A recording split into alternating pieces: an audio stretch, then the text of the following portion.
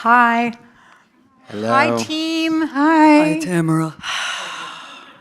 Thanks for doing This this. is This is such a beautiful movie. Do I have to introduce these people? This is Azazel Jacobs. This is Carrie Coon. This is Elizabeth Olsen. And that's Natasha Lyonne.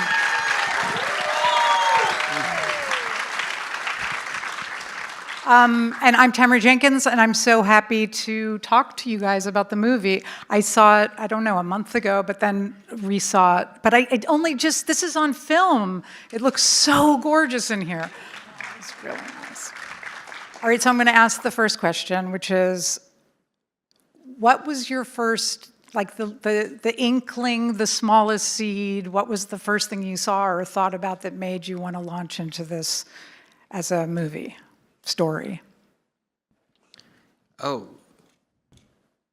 All right, well, I will say this, that, all right, so I started going through this process with my parents, and I truly did not have much to cling to in terms of a path other than your film, The Savages. Like, I kept thinking about Savages. Like, I just kept thinking, like, that this experience is so, I know that this is natural. I know this is the way that, in best case scenario, it works out, that we outlive our parents. But everything about it has felt really wrong and crazy and just confusing. And just to have your story to just cling to and not be like, okay, this is somewhat like, there's this feelings, it was extremely helpful. And I think that just the idea is that I wanted to write something to deal with a lot of my fears and a lot of my hopes, and something that would be, like, I love making films, so to bring that into something that I've been, not having a terrible time with was a good way to kind of balance things. Okay, I'm going to die because that was the nicest thing. That's really touching. And he's never told me that, so I have no idea. That was, wow. So anyway, I'm really touched by that. So I can't even talk now. I'm so moved. So according to the notes and what I've heard you talk about, which is that you wrote this with these three actresses in mind. First of all, you're so brave to do that, because what are the odds that they're going to all be available and that they're all going to like the script and all of that stuff? Of course they did. But even just that they were all available at the same time is a miracle. Were you really like sitting there with like pictures of them on your wall while you were writing? Oh, no, not that. Thank God. that'd be, I do that sometimes. That's why I ask. I'm sorry. No, but I definitely heard their voices, and I definitely just started picturing them. I think it's like, for me, I see actors, I become a very big fan, and I just have them, and I try to carry them with me, and sometimes they just suddenly are there in my mind, and this is what happened. I was probably like a third of the way into it when I realized, like, I was writing for a very specific rhythm for each of these characters, and each of them had such specific approaches and specific, everything about them was so specific. And I didn't think, I just felt like I wanted to swing as hard as I could, and I wanted to aim as high as possible, and just not think about, if that's not going to work out. I just never went to that place of thinking, what would I do? I just felt like that I just hoped for it and just tried not to think about the other side. And then, they responded. When you just talked about, you had the rhythm of their voices in your head as you were writing, there's so much in the movie about language and rhythm. I mean, the movie's so language forward in a way that movies aren't necessarily like that, and it opens with Carrie's amazing monologue.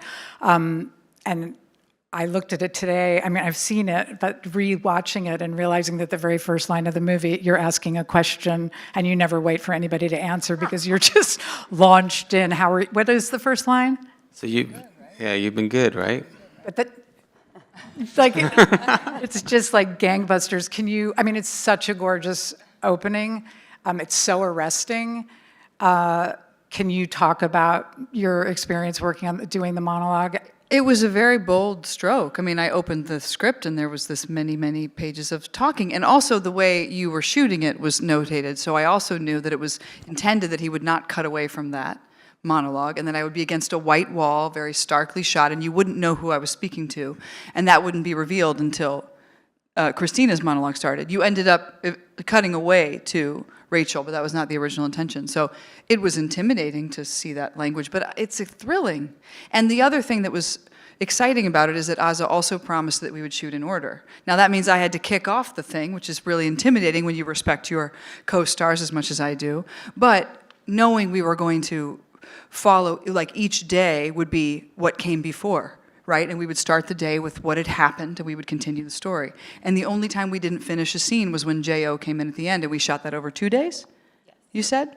And so, he said, she said, and so it was, I was so jazzed by the idea of all that language for all of us. Yeah, and you really set us up, I think. I think watching you do that was a real, I don't know, it was a moment that of Natasha and I just being like, well, shit, okay, here we go. Game on, Carrie Coon. Punctuation. I'm married to a playwright. I follow all the punctuation. And that was something we stayed true to every step of the way because, I mean, we did get to have 3 days of a bit of a rehearsal. And I don't know how many of those days or how much time was spent of us finding that rhythm together. And also finding a sound that made us related to one another. I mean, I start talking in a mid-Atlantic if I start hanging out with Carrie Coon for too long, and I start acting like Natasha Lyonne, like way too fast. We all and do so we that. had to find a way to sound like we were from the same family. And so we had that time, and then we also got to find the rhythm that was in the script, on the page, and that was also in Oz's head. And so that was, yeah, I mean, the language forward, it was so exciting to get to do that. And Natasha, at the beginning, you don't really get a huge speech, but you have, it's like these little arias, but you have these beautiful silent eyeball arias, like you're responding, and there's the silence, which is so, I don't know, so great. You're so beautiful in the movie. I love you in it. It's so fantastic. My little Tamara. It was something I was excited about because, yeah, I think I talk too much, and so I am always hyperverbal on screen. And I thought that was one of the more exciting challenges in reading it is what would it be like to have the opportunity to listen, and especially with these two, it's, satisfying exercise in something else. Yeah, that feels, that was really exciting to watch. The other thing that's really striking about the movie is that despite its it mostly taking place inside this apartment, it still has so many cinematic gestures. It's so it's gorgeous, and it's cinema, but it's cinematic, but it's in a domestic tiny environment. So can you talk about Sam Levy and that collaboration? Yeah, I would say that it's true that we only had a few days together, but Sam and I started way early. Like I gave him the script pretty much around the same time as as they. So we were able to have at least 6 months of just getting to meet up and talk about these different framing and how we can really treat the space as equal to these characters. That as these characters are unveiling themselves bit by bit, that we'd also be unveiling this apartment, without having the apartment yet, but just knowing that if we're going to be in one location for so long, how do we tease it out, and how do we space it out, and how do we represent the kind of distance between these sisters, even though they're in the same space, by isolating frames and just so really not understanding the layout of how they're connected, but also how the apartment's connected until you really need to know and you start putting that together. So that was kind of one of the great exercises, and also it was really like this. It kept going back to just chasing this rhythm, and knowing that I was going to cut the film, that conversation, it was great to have to talk to Sam and just discuss, okay, this is the pacing of the edits that I need, and that would help us inform the amount of angles that we would need so that we can actually collapse time or expand time in the ways that we wanted to. I love the tableaus just throughout. I guess you use them in different, places, like once when the monitor is beeping and you're like, Yeah. cutting around the apartment, and then I forget where and just anyway, there's several little beautiful sequences of those still lives that are so, the chair, the couch, the kitchen, the washing machine, I don't know. Can you talk about, was that in the script, or was that something you were picking up when you were there, or? It definitely was in this. I mean, the apartment that we shot in didn't look anything like that. So that's all production. Wait, it wasn't going to look like that? Is that what you said? No, it didn't look like that in real life, right? When we went into it, it was just a brand new kind of painted walls and very sparsely decorated. It was a young couple that lived there. So all that, like bringing that stuff in, it was in the script in terms of just getting a sense. What I was drawn to that apartment is that the bones were so strong. There was a foundation. And so the idea that we get this, like a lot of potential backstory of just who these people are just from these isolated frames was something that I was excited about. But we're shooting film, and so I'm not looking at a monitor that represents what we're gonna see. So I'm by Sam's side. I have an idea of what he's shooting, but the kind of beauty that he was capturing was always kind of stunning when I get to see the dailies and just to go. So I had an idea in my mind, but where he brought that was just a whole other level.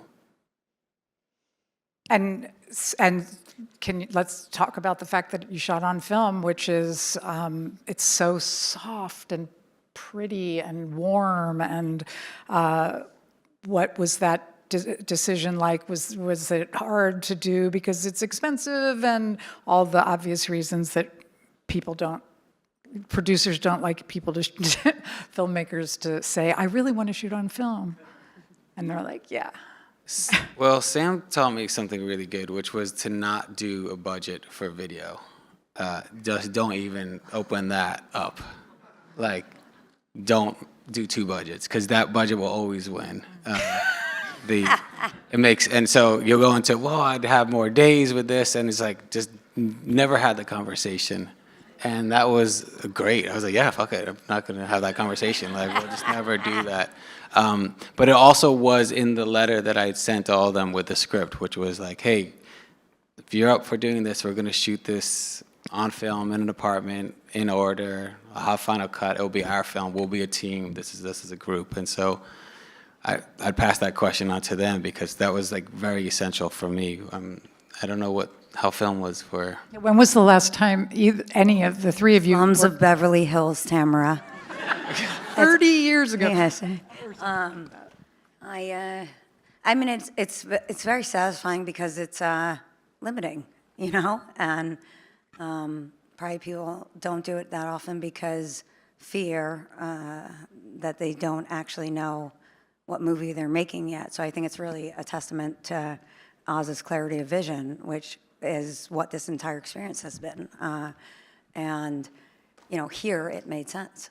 Often it doesn't anymore. To what extent? So what kind of ratio? How many takes were you doing? Just because that's a big thing that happens with film. You're not doing as many takes. So did it feel? How different did it feel?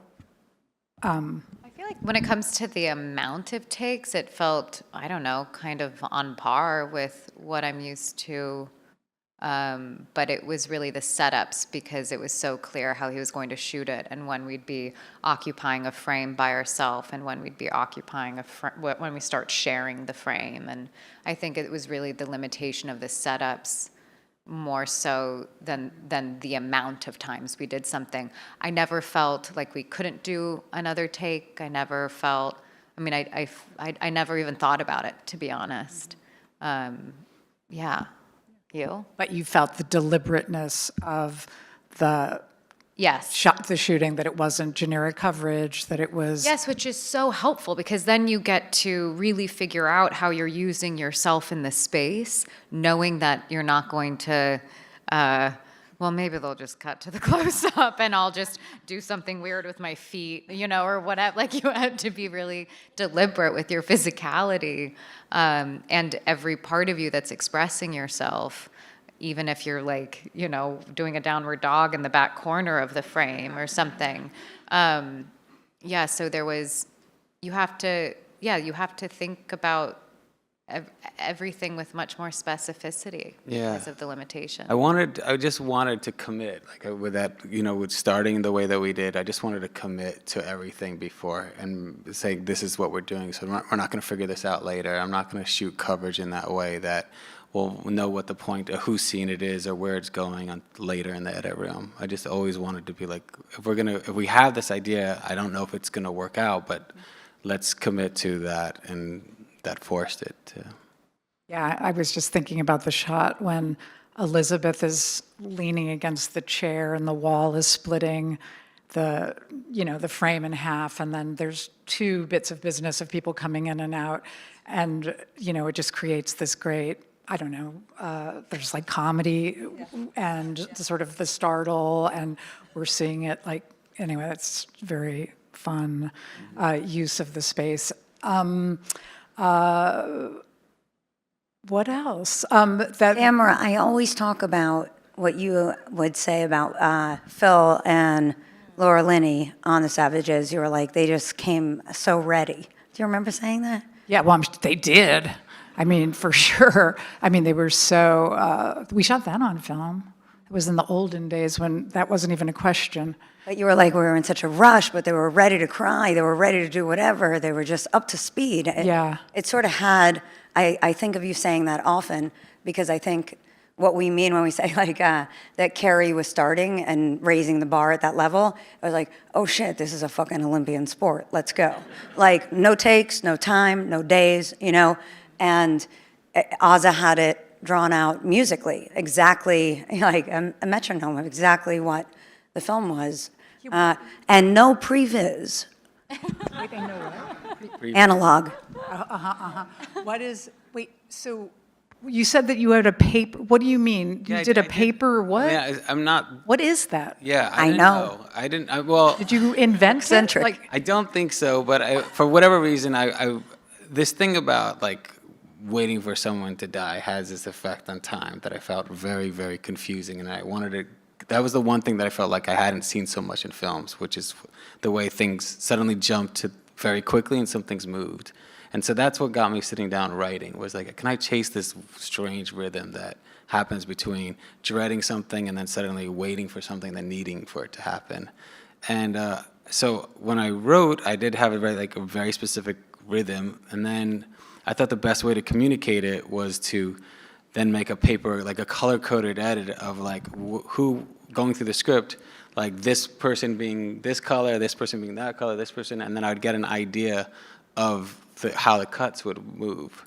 So it was just red, blue, yellow, and you'd kind of feel how things would rapidly. What did that object look like? It was like That this was sort color. of like, What was it? I don't know if you've seen A Beautiful Mind, but it sort of looked like Yeah, it was the only way that I felt like I could see it myself. I could see, okay, this is She's on. That's yellow for yeah, a while. this section, and so each page had these multiple colors bouncing back and forth, and you'd kind of see oh, there's a score to it. And you shared that with the actors. I show them everything. I really felt like. See that? I don't remember that. I remember it distinctly. You can only retain so much. You do so much. Yeah.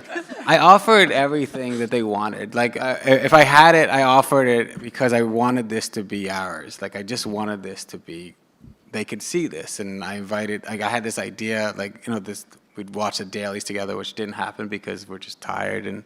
But I opened the edit room for anybody. Lizzie was the only one that took that up and to take a look. And You were invited? yes.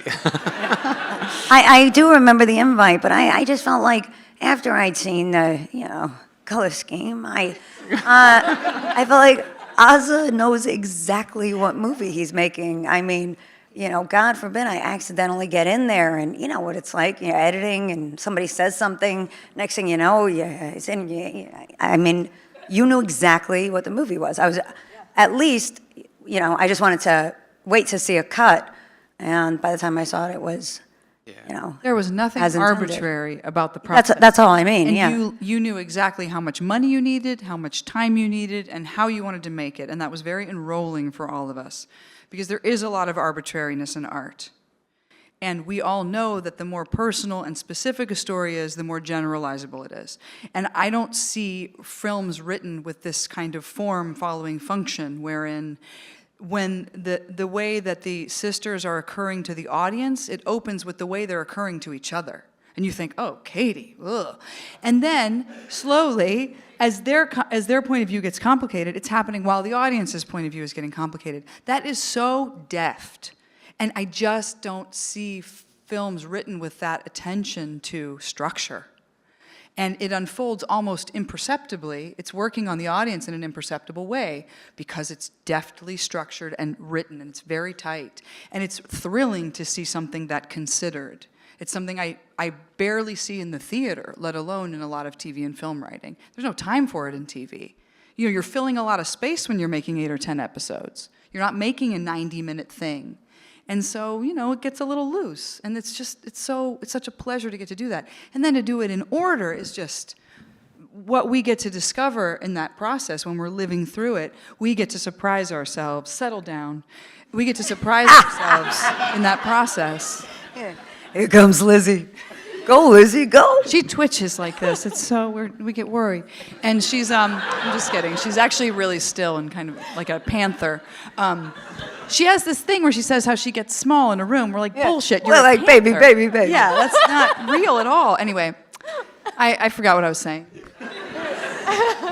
Arbitrariness. Yeah, terrible. I will say this, that we shot 17 days, but when you're not moving equipment to locations, that's worth 40 days, all our time was spent shooting. Everything was there, and we would, the crew would be up there, and we'd be able to shoot full scenes without the sense of getting rushed. And of course, it was surrounded by an incredible crew that were patient and one of the things that happened that first day when they did their scenes is that the whole crew witnessed them just go for it, and I felt like it had this, I could see them watching, and suddenly there was an effect where the crew was interested and just there and were game, and everybody just started following their lead in that way. Well, I think what happens, it's so rare, is that hyper focus of everyone's on high alert, and sort of all the noise that gets very distracting. I think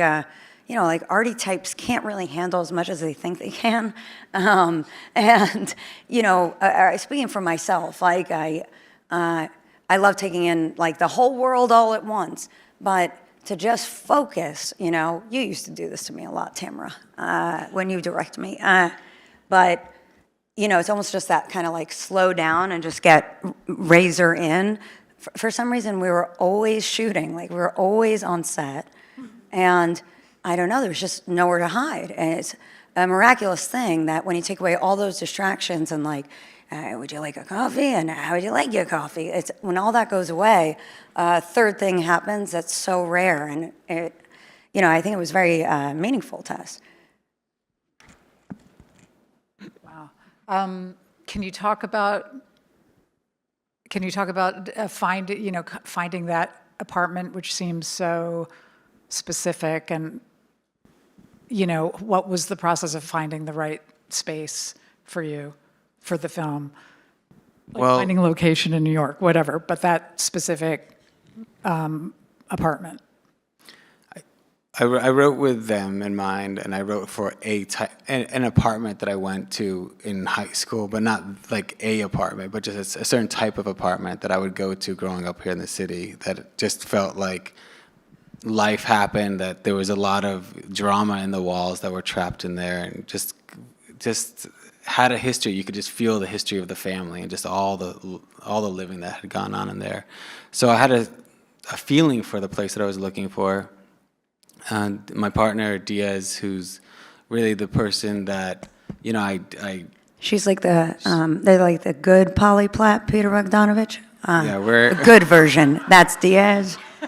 But she's the person that, you know, I give the first draft to, and she's the person I trust the most. And so the two of us went out looking for this place. And I reached out to all these kids that I grew up with to see if their parents still lived in the places that they did, you know, because this whole rent stabilized thing in New York, like this is gold, right? The family, like this is, and so I was like, do you have the place? And that ultimately led me to a complex that that Diaz and I went, and we just put all these, you know, flyers up and just tried to get people to call us, and they did. And we wound up, and then we brought on a locations person, Jeff Brown, was amazing, reached out to the building, and they were up for it to send out an email to every apartment. And so we got a lot of response from that. And it was great, too, because these were people that wanted they needed, like, it wasn't just like a place that, like, a lot of things had shot through. Like, this would have been helpful and meaningful in their lives to shoot there. So we were invited kind of into the building. And this one place, when we walked into, it was totally, like, different, decorated, but I could feel like it just felt like it felt suddenly very, very correct. And it meant shooting in this building, being like not having crazy hours. You know, we're not going to shoot through past 12 o'clock. We're going to work with the daylight, and when we have to deal with night, we have to deal with how we're going to black out the windows until we turn to that way, so it would shape things. And is the courtyard it's The courtyard is right down there. The weed shop is a few blocks hallways. away, and like everything. It just all fit in correctly. Mm-hmm. And then it really that amazing weird thin wall, like that was just like amazing. It was made for film. Yeah. Like a weird New York detail. That wall's this thin. It's so weird. Yeah. It looks like fake, but it's real. It's there to separate, to help the family not be in each other's space all the time. Yeah, right. So does that mean did you have two apartments, like one to not be on set in, and then that, or was everybody always in that space? I mean, they shared an apartment. Oh, okay. You lived in together, there, but they had a But you place. lived in an apartment in the building? No, we did not. They did not. They shared, while we were shooting, though, there were spaces for them to, Right. Other Like apartments. another I'm a apartment for like a green Tamara. room. Carrie and I were was. treated to ours, and Natasha had her own. Okay. And then we had, and we, I quit. So She was smoking out the window, and now she's not smoking anymore. We're very proud of her. I would never smoke in a building. She would never do that. But I think emotionally also, it felt like these two different stories were happening. Yeah, that was why we did it. But then we also had the basement. the basement was the whole production office. And it was massive. And the building loved So- you? They didn't hate you? They were Most of the amazing. time. They were amazing. They let us, because there was, we wanted to do this without any announcements. We didn't want we just wanted this film to exist once it actually was finished. And so it was like we existed, but they let us, we'd go there and we'd say hi. And I don't know, it felt really, we stopped when there was piano lessons next door. Remember? Like, Oh, it's right. terrible to ask Yeah. them to Yeah, we Natasha yelled at some people on the street who were being loud in a very New York, but lovely New York way, direct. Well, I know I was trying to, Yeah. first AD it, Yeah, you did. So we were like, what do we do? The sound. Friday night at 11 o'clock, and you were like, "Hey, New York, Get a I was like, movie. let me handle this one. Hey, look, so we're shooting this movie up here, you see? And you could just step it. Oh, thanks, that's great. You guys are great. It worked, right? Yeah. It worked. I mean, New it also- Yorkers, Sam we're very laughed about soft. that for the rest of the job. Yeah, Sam, that's true. our DP, laughed about that night. He just every time he thought of it, he laughed. I so mean, hard. part of it felt like we were just making a home movie for Ozza to process stuff. no one would ever. And see we it. were all really excited to be there for that. Well, because accidentally you end up processing your own stuff. Thank you. That was an end of It's true, though. I mean, I think you don't realize, the state of grief you're in constantly until you're in a situation where you get to sit in it, with people at this level. And, it's very soft, and then you have to distract yourself. And all those things, like it really hits. It's like you have to get very quiet. And then, you know, bad things happen when you sit still too long. You just like sit and listen and it's quiet. You know, like real feelings happen and stuff. So, Those. yeah. So I think Aza took us with him. Well, it's given me something to look forward to every day as I've gone through this. You know, I just enjoyed being on set so much and just watching them. I just couldn't believe I'd be there all the time behind the camera and just couldn't believe what I was being given. And I would look forward to the next day. And it was just, same thing in the edit room. I'd go into the edit room. There's things that I just couldn't see that they were doing until I was in the edit room. And you just see these looks and these glances, the things that you can feel, and you feel like you have them, but you don't know that they're there. Same thing working on the sound, on the score, and every level, and then all the way up into this. It's really just been actually a quite joyful experience. What is the music, the piano pieces? That's the next door girl. We couldn't afford to. No, the eighth grader. she did a wonderful job. Thank God she was so talented. It's so pretty. It's just such a nice tone. Besides giving them the script, and Giovanna Depo, who plays Benji, I also gave him the script. That's also somebody that I wrote it with in mind. But I also heard Rodrigo Amarante's music, who's a musician that I've loved and known, and so sent him the script. And so he wound up writing a bunch of that music just based on the script. And so that first piece you're talking about was just the first thing that he wrote just based on the script. And it just felt like, also that end song he had given me as like a demo version of it that I could listen to and play to them and listen as I walked to set or walked home, and just kind of, it gave me this anchor. It just felt like, everything felt like, okay, this is my instinct and I'm just going to trust that instinct, and then Rodrigo completely Isn't that delivered. wild? Like nobody does this shit anymore. Like, I mean, Hal Ashby and Cat Stevens. Like, I just, it doesn't. It's real. I just will not stop being in awe. The deeper we go in this process, it's more and more revealed how clearly Aza saw the film, and I just think it's so rare and extraordinary. Yeah. Thank you. Oh God! Now I was so excited by that what I was going to say went out of my head. Sorry, Tamara.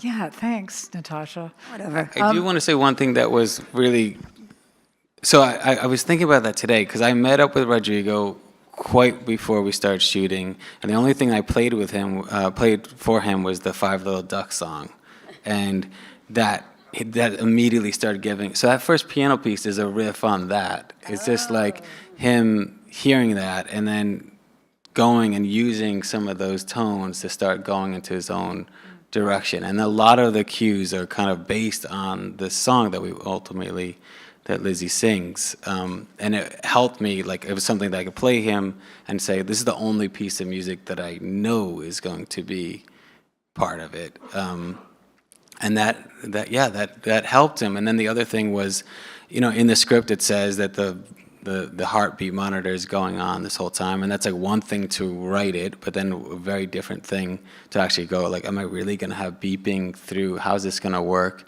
He took the sounds of the beeps before I started writing and just started thinking about how that would affect his music. And then Gene Park, who did the sound design, was just incredible in terms of like how those beeps come in and out. We just worked very closely to think about like, when do you stop hearing them when you're living in this situation so that they could actually disappear, and they would disappear for us, and when could they come, and then how do they shift, because they really are shifting in tempo and actually tones throughout as we're going through this story, so the music side of it was really essential. I was thinking when I was looking at it today, how like clever writing-wise, smart, the obituary, how it gives you so much like narrative information, but in this really sneaky way. There's just a lot of really That's good... like a straight Breakfast Club ripoff. Is it? Yeah. I love you. Well, I barely remember The Breakfast Oh, Club. I watched that film Older quite than a you. lot. Oh, really? Yeah. Yeah. It's one of those films where you think like, oh, whatever, and then you watch it and you're like, oh, that's a strong choice. That's a fucking strong. Like it's full of like long takes that you just wouldn't believe. Like that's, and then you hear that Dede Allen was next door cutting this whole thing as they're shooting, and just like the amount of specific. It's just it's actually. Wait, like, so what's the so obituary this whole equivalent? idea that they go in and they have to like define themselves is their punishment, right? And then they're working on this thing, and then at the end, right, Brian kind of gives this narration of we're who you think you are. Like it's a beautiful arc, and that's always stayed with me. And once Katie, it just made really a lot of sense. Katie's gonna get the DNR, she's gonna get this paperwork. Once I realized like, oh, that's gonna be her task, one of the tasks, like cooking, getting this paperwork and getting this obituary done, then I realized like we can get to this place that will, guide us. Yeah. I don't know why I know this. Maybe because you told me that your film experience prior to this was really tortured, or troubled or hard or something. Not the actual shoot. The shooting was amazing. Like I cannot tell you what a gift that was. And there's really no way that I get to this film without that movie, specifically working with Michelle Pfeiffer, because I watched her.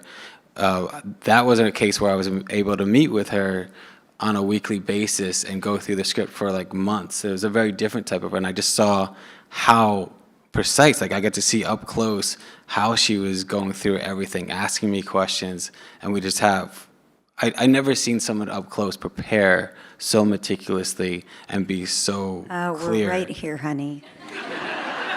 No, I wasn't with you guys. Wasn't there for the I'm process. just It was like I actually got to see her do this, and it taught me like, oh, this is something I want to try the next film with that type of approach. And so that's that. But the shooting, the actually getting the film together and how to figure out the financing, all that was absolutely like I wanted to go very, very much the opposite way, and that's why one of the motivations of this one. So meaning that you wanted ownership, you wanted more. I just want to know everything was there. It was set to go. I'd go to them. We had within right amount of days. We had the money that we needed. Everything was just prepared, and that thing. And I would go to the producers that I went to were all people that were just like it. Just all. I felt like actually casting begins from the first, person you bring on. It's not just actors. I mean, it's really amazing, I think. Like, it's very hard right now, and has been, to figure out the perfect arrangement of things on a list to get a movie going. And I think the fact that you know exactly who to go to, who to trust, exactly how much you could do it for based on you being involved every step of the way with other films, and understanding within all of your limitations everything the minimum of everything you needed. And it was such a minimum. And the fact we never had an expectation anything like this. Like, this is wild, to just be in this theater and having this conversation about it. There was no expectation. It was just the doing and the process. And Netflix has taken care of it in the way that we hoped it would be, with creating a print that you got to watch tonight, and having prints in multiple cities that people will get to see. But it's because of the integrity of the choice from the very first step that he took on this project, and it's such a learning moment of what you can do if you understand all of the elements and how to navigate it. And it's at a time when it's so hard to figure this out right now, it's such a direction of hope to me, of the potential of what you can do with so little. I mean, but that was the Tamara, ethos and of to your independent thing, film. Wait, what? I'm talking on top of you. if Tamara's okay, that means I'm okay, because that's how it works when you play someone in a movie. But I think really what you guys are talking about is because of all of these negative experiences, it's like finally you have the necessary education to kind of, for Ozzy to go in there and do it so exacting. But it was brutal to kind of learn how to do it right, like, unfortunately. But I mean, this is why I approached them first, because we are filmmakers. Like, I think we're all aware of what it takes, and the idea that we're just, we're gonna have a relationship as actor, director. This was a team that made this. This truly was a team. So we're done. It's a wrap. They're about to start cleaning. Thank you so much. Thank you. Thank you. Thanks for being here tonight, and thank you, Tamara. Thank you.